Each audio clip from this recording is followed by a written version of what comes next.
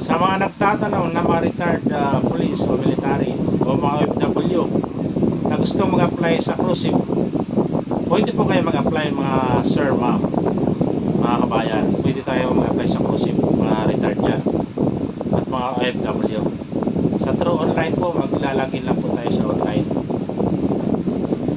Ang pwede nyo applyan, Magsaysay, Royal Caribbean, Safe Sharp, at saka sa Senators. Pwede tayo dyan.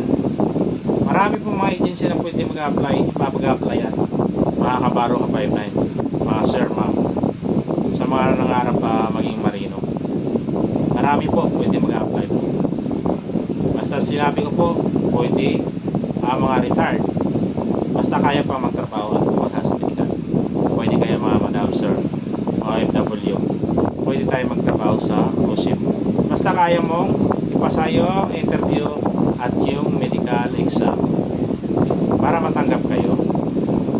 Yan, shoutout sa inyong lahat, sa mga aspirant, mabuhay kayo, ma'am and sir. Yan, share na lang sa